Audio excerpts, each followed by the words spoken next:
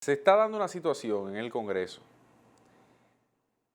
Una es sobre la Cámara de Cuentas. Ayer el Partido Revolucionario Moderno establecía que favorecía un juicio político a todos los miembros de la Cámara de Cuentas, pero también le colocaba un aderezo para generar una imagen similar a aquel refrán de colocar entre la espada y la pared a la oposición.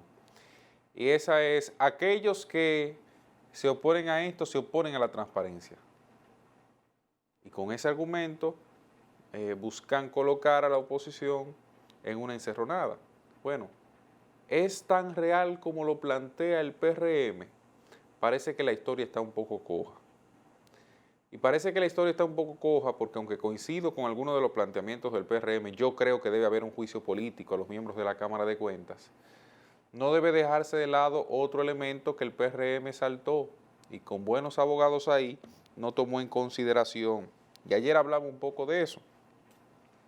Es la individualidad de las acciones. Yo creo que el juicio político debe darse, debe proceder, pero sobre la base de la individualidad de las acciones. Dígase que vamos a juzgar a los miembros del Pleno de la Cámara de Cuentas uno por uno, no como colectivos, porque el colectivo no genera responsabilidades. Cuando usted en una turba agarran a un delincuente, 10 personas agarran a un delincuente y le caen a palo, esos 10 no van a ir presos ninguno.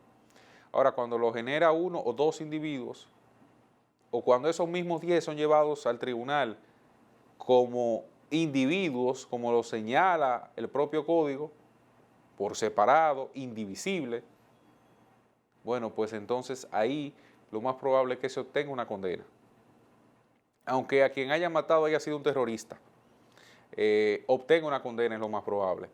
Entonces, cuando el PRM quiere encasillar a que la transparencia se ciña a lo que ellos plantean como su visión de este proceso de la Cámara de Cuentas, no hace un error, lo hacen muy inteligente desde el punto de vista político, pero es lo más irreal posible desde la verdad práctica.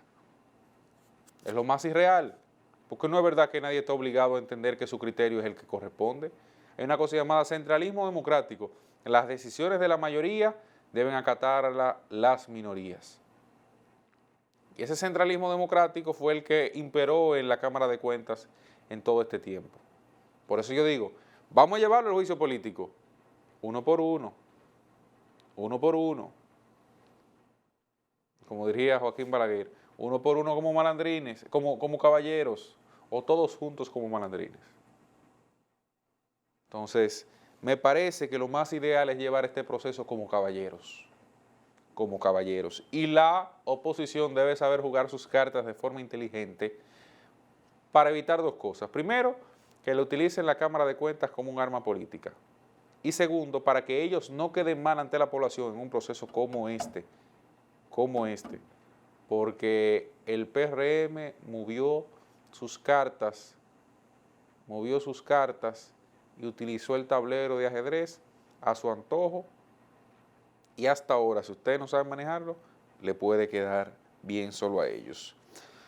Por otro lado, está la situación que se da y a la que yo hablaba de suplantación, que no está en suplantación, sino solamente una pregunta que yo sé encontrará esa respuesta en el Senado. La Cámara de Diputados tiene un descontento generalizado porque en el Senado parece que alquilaron una serie de colchones y pusieron allí a dormir casi todos los proyectos que llegan desde la Cámara Baja. Eduardo Estrella no ha conciliado la agilidad de los proyectos que son llevados a esa Cámara Alta. Y eso en un momento donde comienza el año de la lentitud en el Estado, que es el año de la campaña electoral, donde todos los diputados, todos los senadores tienen que comenzar a atender a su provincia porque van buscando la reelección, o la mayoría de ellos, pues entonces causa un poco de preocupación. Ayer se aprobó el proyecto que declaraba San Cristóbal como provincia ecoturística. Y allí es un proyecto de autoría de Franklin Rodríguez, que también cuenta con el respaldo del diputado de San Cristóbal, Eddie Montaz. Dice el diputado Rafael Castillo de la Fuerza del Pueblo que él iba a votar positivo ese proyecto, que él estaba de acuerdo con ese proyecto, pero que quería hacer un llamado de atención porque los proyectos que se estaban aprobando en la Cámara de Diputados no se le daba importancia en el Senado. Entonces la Cámara de Diputados se modificaba el orden del día y se agilizaban esos proyectos para que no murieran, pero en el Senado cuando llegaban allá ocurría todo lo contrario. Y cito, también, señalaban uno que es autoría de Dionisio de la Rosa, diputado del PRM, sobre la construcción de albergues en las provincias para los indigentes, que el Senado lo tiene durmiendo.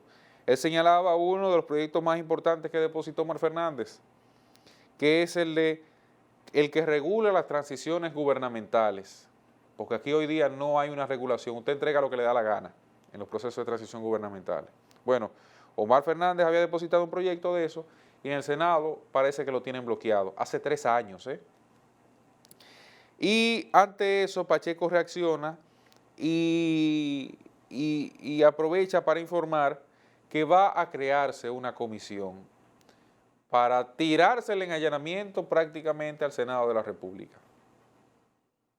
Y con eso buscar agilizar el resultado de procesos como estos. Y a partir de ahí lograr que esa agilización den como resultado un proyecto válido.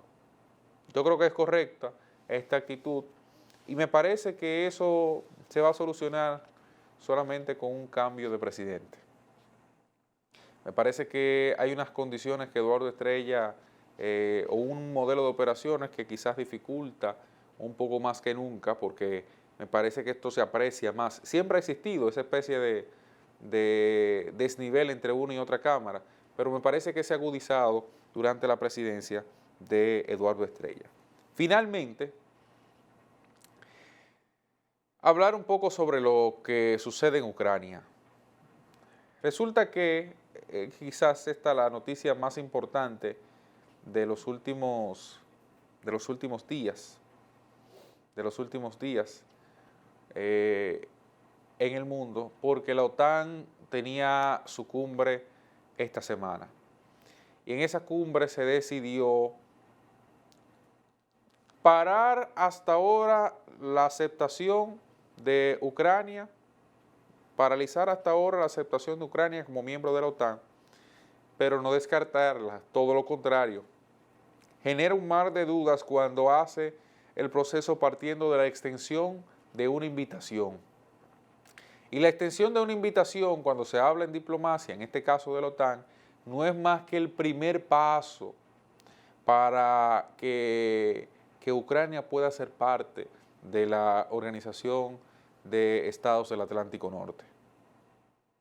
Entonces, cuando estamos hablando de una situación como esa, pues lo que se genera desde Moscú es más preocupación que tranquilidad, porque llevas a un terreno de imprecisión, aunque la OTAN condiciona la posibilidad del paso de Ucrania, y dice, no, tienes que cumplir con unos requisitos, pero no la descarta.